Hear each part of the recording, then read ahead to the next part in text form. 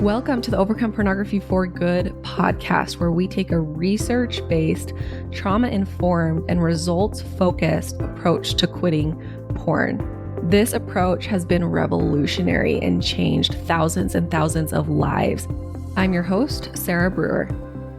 Hello, everyone. I am Jessica Farmer. I'm a coach in Overcoming Pornography for Good, and I am here for our Ask a Coach question of the week. For those of you that aren't aware, Ask a Coach is a feature that we have in the program where anytime you have a question or a worksheet or learn and move on that you've done in the program, you can send it in email, Ask a Coach, and one of the coaches in the program will answer your question. It's available 24/7. We always get back to you in a timely manner. And yeah, I'm excited to share this question with you today that comes up a lot. It comes up pretty often. So the question is that I got in Ask a Coach a couple of weeks ago, actually, is the question was, does the shame I feel after slipping up, meaning after viewing porn, ever really go away? And this question has stuck with me because, it feels so heavy, right? Like, does the shame ever really go away? And the answer to that is yes, it does. It can go away. And it's also kind of a complicated question because shame, experiencing the emotion of shame is a universally human experience. We all experience shame at some point in time. And in fact, people who don't experience shame, it's usually because they have some sort of disorder or there's chemicals in their brain aren't working the way that they should. And so shame it's something that we all experience.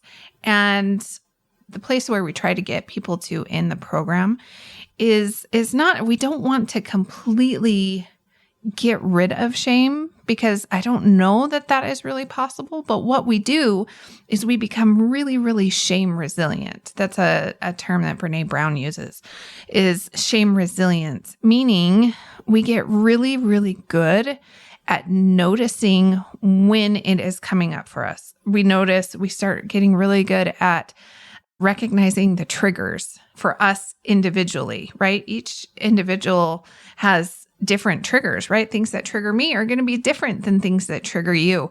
And so we spend some time really figuring out, okay, what are my shame triggers?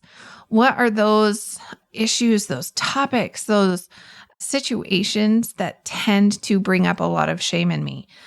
We get really, really good at noticing the physical sensation of shame for us individually, right? Like, for me, when I'm feeling shame, I start feeling really hot in my neck and face.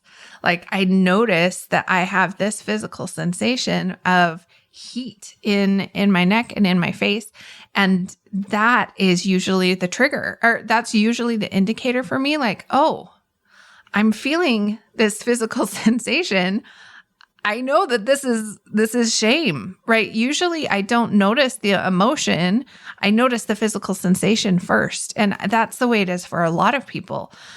So we get really good at like recognizing how our body responds to the feeling of shame. And so we're becoming more aware of how shame shows up for us. Another way that it comes up is in certain behaviors, right? And I talk with my clients about this in the program all the time. There are we start noticing certain patterns in our behaviors, which indicates that shame is driving the bus, so to speak. We only act certain ways when it's coming from a place of shame.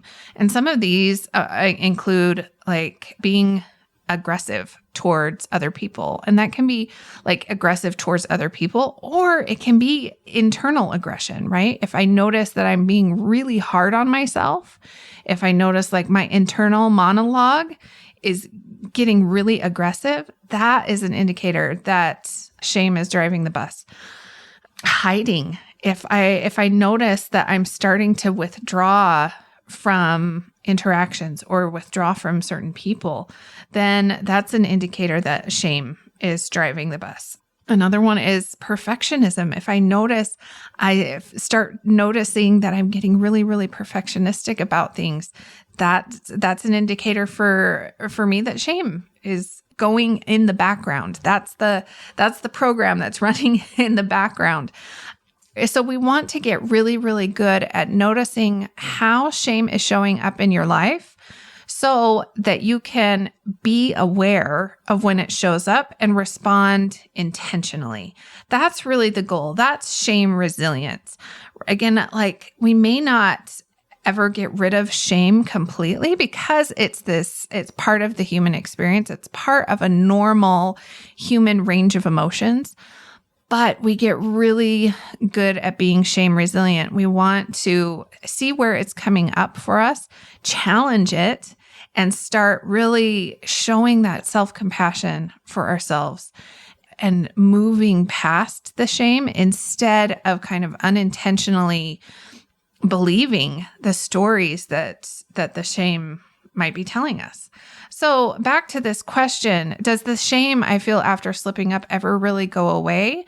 It might not go away completely, but we get really, really good at noticing it and responding to it in a different way, right? The problem right now is that you're feeling shame and you're believing it, right? You're responding to the shame in a way that's like confirming, like, oh, okay, yeah, this is actually true, right? Like if I've just viewed porn and I'm feeling shame, it's usually because it's like the thought driving it might be something like, I can't believe I did this again. What is wrong with me? Why can't I figure this out, right? Those are all shame-producing thoughts.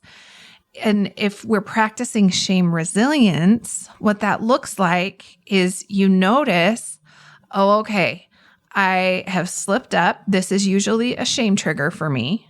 And I know that this usually brings up shame. So I'm automatically going to be on the lookout for it. And I'm going to start noticing these patterns that I typically engage in when I'm feeling shame. So I notice that I have that urge to withdraw from people who I'm close to. And then that once we notice that that's what's going on, then we can respond differently. Instead of believing those shame thoughts, we can start challenging those shame thoughts and moving past them quicker instead of getting stuck in it and kind of like sitting and absorbing that shame and the shame story. We're moving out of it quicker, which is really going to enable us to overcome it completely eventually. So again, does it ever really go away?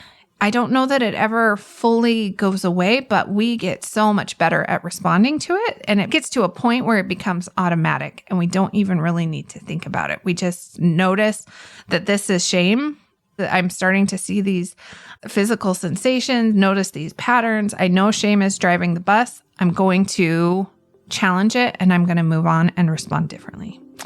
All right. I hope that helps. Thank you for being here, and we will see you all next week.